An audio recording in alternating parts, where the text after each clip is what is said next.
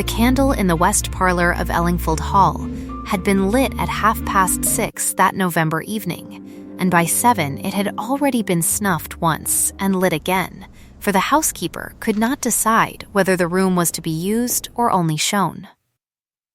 It was a tall candle in a plain pewter dish, and it stood beside a folded card upon which some hand, not a servant's, had written in a slanting flourish the words "A Wager" in capitals, and beneath them in smaller letters the name of a lady who was not yet in the room. The card had been placed there as one places a snare, quietly, with the fingers of someone who does not wish to be seen doing it. Whoever had written it had gone away laughing, and their laughter had not yet finished traveling through the corridors of the house. To understand what the card meant and what came of it, and why by morning every well-married lady in the county wished herself the woman whose name was upon it, you must first understand the house, and then the wager, and then the master who did not yet know his own table, was to be the field of it. Everything that came after began in the striking of that pewter dish against the polished wood, in the small dry sound of the card being set down, and in the little silence that followed while the candle steadied itself and burned as if it had been asked a question it could not answer. Ellingfold had been built in the reign of the 3rd George by a man who had made his money in wool and lost half of it in a lawsuit, and its rooms carried still the double character of its origin, being at once vast and cautious, generous in their proportions, and grudging in their comforts. The long dining hall ran the length of the south front, and held a table of oak so old that 3 generations of Ellingfords had eaten off it without wearing through the wax, and it was said in the village that the table had once seated 24 magistrates during the assizes, and had heard verdicts that were not written into any book. Its master now was Lucian Ashcombe Ellingford, 37 years of age, 4 years a widower, 2 years a duke by the sudden death of an elder brother who had not been expected to die, and by every account in the neighborhood, a man of formidable temper, formidable silences, and formidable accounts. He was said to be devoted to his estate, though no one in the district could name a tenant he had ever visited. He was said to have loved his late wife, though no one had ever seen him mourn her. He was said to be feared, which was the only one of the reports that was true, and even that was not true in the way the county supposed. Fear was a thing he had inherited along with the coal-black seal and the coach with the crest scratched off, and he wore it as another man wears a good coat, without pride and without apology, because he had not been given any other. That the fear was armor for a grief he did not name, that was a matter no drawing-room had yet suspected, and the narrator will name it here, plainly, so that the listener may keep it in one hand while the rest of the story is put into the other. The Duke of Ellingfold was not cruel. He was cold, and cold, in his case, was only the shape sorrow had frozen into when there was no one left in the house whose warmth might have kept it liquid. That distinction, small as it looks upon the page, was to be the whole difference between his ruin and his mending, and the young woman who would draw the difference out of him did not yet know his name, though she was at that very hour walking, in mended half-boots, the last mile of the road that led to his gate.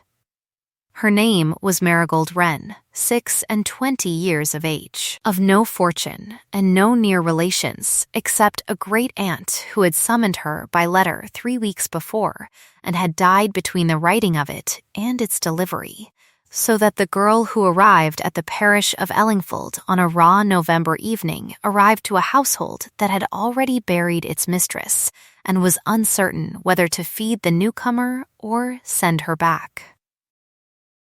She was neither beautiful nor plain, being one of those women whose face the world does not learn until it has watched her work, and it was at work that everyone who came to know her first truly saw her. She had been sitting up 3 nights with a sick child at the village of Marham, some 14 miles distant, when the aunt's letter had reached her, and she had walked the last 5 miles of the journey in order to save the price of the fly, and she had walked them not out of pride but out of arithmetic, for she had in her purse exactly 1 and 8 pence, and knew to a farthing what she must keep against the morning. She carried a small carpet bag containing 2 mended shifts, a Bible she did not much read, and a folded paper which was the receipt for her aunt's rent, 6 months paid in advance, given her by the aunt herself in the last visit and preserved, because Marigold Wren had learned early that a written thing kept is a shield. It was this paper, more than the mourning band she had stitched on at the milestone, that she meant to present at Ellingfold, for she had been told that Miss Peascod,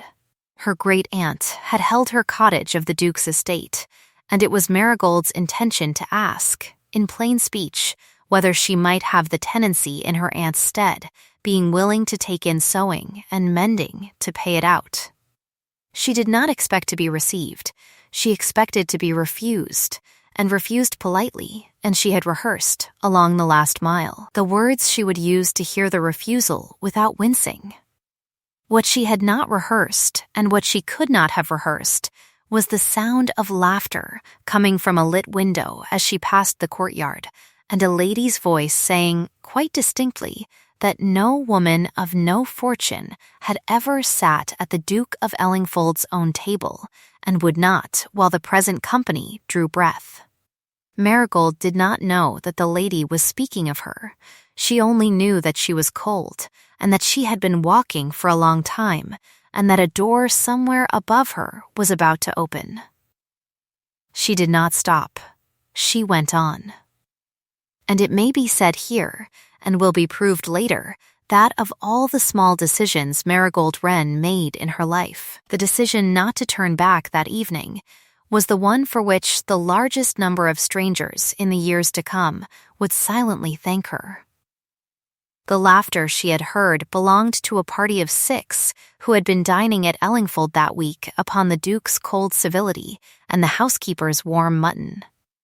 They were the usual assembly: Lady Corisande Vellicott, a cousin of the late Duchess, who had come uninvited and stayed unrepulsed, her mother, Mrs. Vellicott, a widow of ambition without means, the Honorable Peregrine Threep, a young man of good family and no employment, Colonel Marchmain retired, whose stories no one contradicted because no one listened,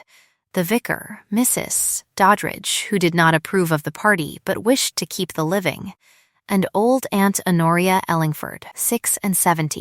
the Duke's godmother, who had come down the week before, uninvited by anyone and welcomed only by the Duke, whom she had smacked upon the shoulder at the threshold and called by the pet name of Lucy, which no other living creature dared. Aunt Honoria sat now at the far end of the long table, wrapped in 3 shawls of clashing colors, drinking hot negus, and watching Lady Corisande with the exact expression a magistrate keeps for a witness whose story he does not believe.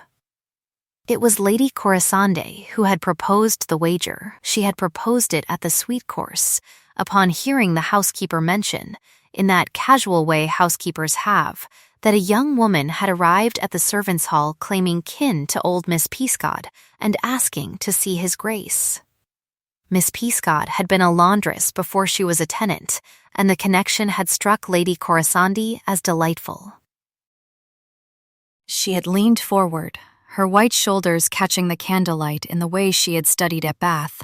and had said, in her voice trained to sound as if it were only teasing, that she would give a guinea, a whole guinea, to any lady bold enough to fetch the laundress's niece up from the servants' hall and set her at his Grace's own table, in the seat opposite his own, at the head of the board, and see whether the Duke of Ellingfold would rise and put her out with his own hands, or freeze her out with his own eyes.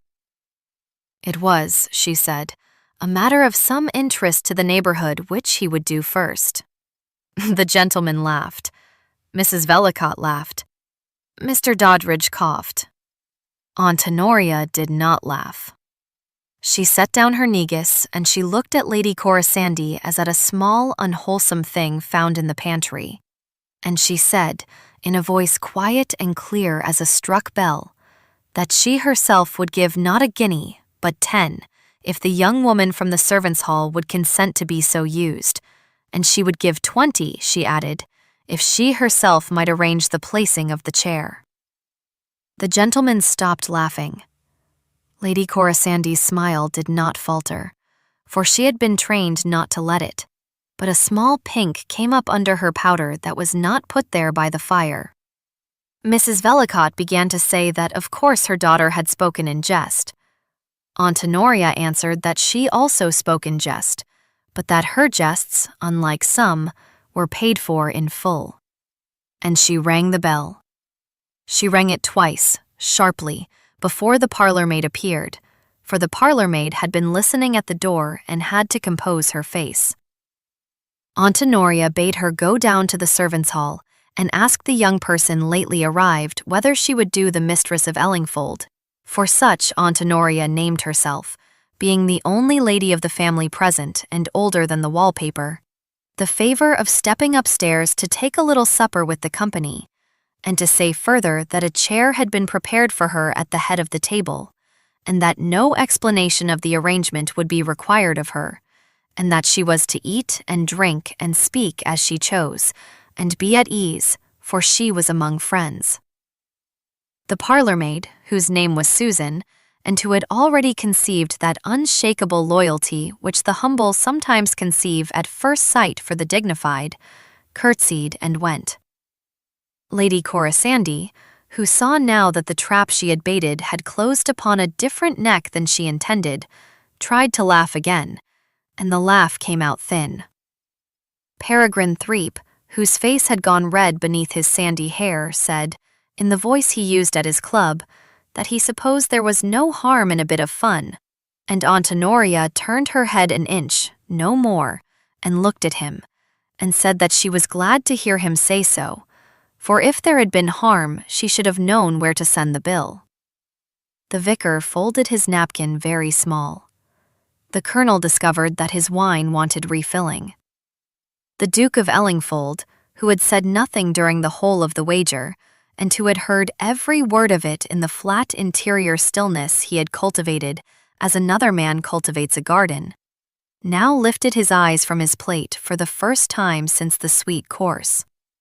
He looked, not at Lady Corasandy, nor at his godmother, nor at Threep, but at the empty chair at the head of the table opposite his own, the chair which had been his late wife's, and which had not been sat in for 4 years. He did not speak. He set down his knife with the small, careful sound of a man setting down something he does not trust himself to hold. And in the corridor outside, a door opened, and there came the quiet sound of 2 pairs of shoes upon the boards, the maid's quick and light, the stranger's slower, careful, tired, coming on, nevertheless. Every candle in the room seemed at that moment to lean an inch toward the doorway, though no draught had entered. And it may be that this is only what memory does with such moments, drawing the light after the person who is about to walk through, so that the mind may find them again later without groping. She came in at the doorway and stopped, once, because that is what a well-mannered person does upon entering a room in which they have not been introduced, and she made her curtsy neither too low nor too shallow, but exactly the depth that a woman in mourning who owes no one anything makes to a company she does not know. Her dress was black stuff, mended once at the elbow and once at the hem, and the mending had been done by the hand that wore it and done well. Her hair was the color of wet oak and pinned up with 3 plain pins. Her hands were red at the knuckles from cold water and cold weather, and she did not hide them.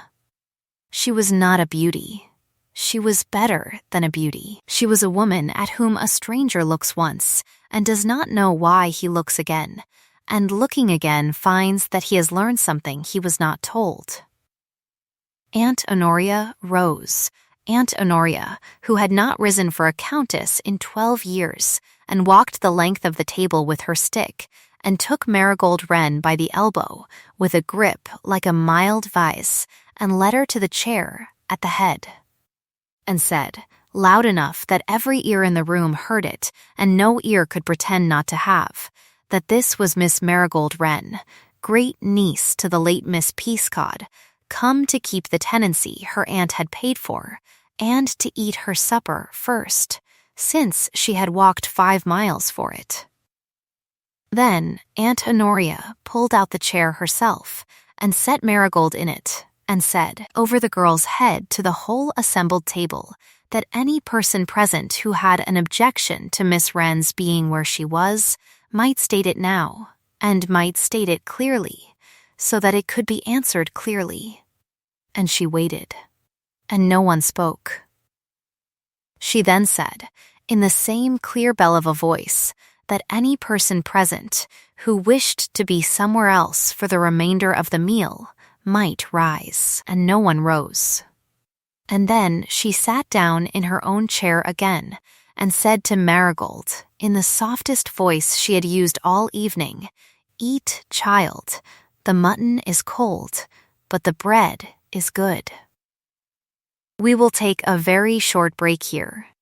If you are enjoying this story, please take a moment to subscribe so you will not miss what happens next. It was not the wager that had been sprung upon Marigold Wren, but every wager finds its own woman in the end, and Marigold, sitting straight-backed in a dead duchess's chair with a spoon she had never held before, did not know that she had already begun to pay for a happiness she had not yet asked for, and did not know either that the man at the other end of the table, who would not look at her and could not look away, had that moment felt, for the first time in 4 years, the little painful stirring of thaw that a man feels who has forgotten he was frozen. He was called upon, presently, to speak. It fell to him as the master of the house, and he knew it, and he took his time about it, for he had never been a man to be hurried by the expectations of a room. He said, in the flat voice he kept for facts, that Miss Wren was welcome at his table for as long as she chose to sit at it. He said further, without lifting his eyes above the level of the salt, that any arrangement respecting the cottage lately held by Miss Peascod would be settled the following morning in his steward's office, and that the terms Miss Peascod had held would be honored to the letter, and any question of the tenancy passing to her great niece would be judged upon the merits and not upon the fortune of the applicant, for the estate of Ellingfold, whatever else might be said of it, did not sell its cottages by the pound. There were 4 persons present who understood at once that this small speech had been aimed with the precision of a rifle at Lady Corasande's temple, and Lady Corisande, being one of them, went pinker under her powder, but she smiled, because she had been trained to smile, and she said very sweetly that His Grace was, as ever, the soul of justice, and that, of course, Miss Wren must be made welcome. Marigold, who had been eating her bread in small pieces and looking at neither of them, now looked up, and looked first at the Duke, and then at Lady Corisande, and then at Aunt Honoria, and she said, in a voice which surprised the room by being neither timid nor loud, that she was obliged to His Grace for his consideration, but that she had not come to be made welcome. She had come to pay her aunt's rent, and to ask leave to earn the next quarters, and to lay before His Grace's steward the paper her aunt had given her, and she would eat her bread since it had been kindly offered, but she would sleep that night at the inn at the crossroads, for she had not been invited to Ellingfold Hall, and she would not sit at the table of any house in which she had not been asked as herself. She said this without heat, and without pride, and without looking down, and when she had finished, she folded her hands in her lap and waited. The silence in the room was of the sort which weighs a person on both sides of the scale at once and finds them to be more than had been supposed. Aunt Honoria's eyes were suddenly bright, and it may be she blinked, though she would afterwards deny it. The Duke of Ellingfold looked at Marigold Wren for the first time full in the face, and what he saw there was so entirely new to him the plain and honest refusal of a favor he had not properly given, that he did not know for a moment what expression to put on. He put on none.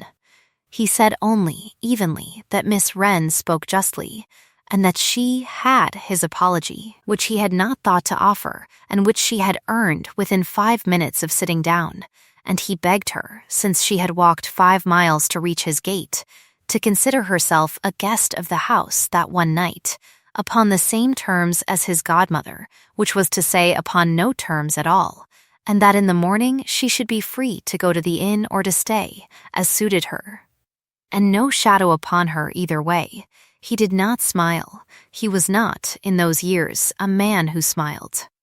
But something in the set of his mouth moved by the width of a hair, and Aunt Honoria, who knew that face better than her own, saw the movement, and put her hand for one instant upon Marigold's under the edge of the table, where nobody else could see.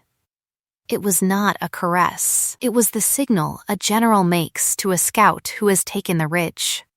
And Marigold Wren, who did not yet know she was a scout, and did not know there was a ridge, said only, quite gravely, that she thanked his grace, and would stay the night, and would leave at first light, and she took another small piece of bread, and she chewed it, and she did not weep. Though she had not eaten since dawn, and had been called a laundress's niece within an hour of arriving, and though the candle at her elbow burned steady and warm, as if it, at least, had settled the question of whose table she sat at, and settled it in her favor. Outside the tall window, the November wind moved once through the beeches of the park, and the beeches answered as beeches do,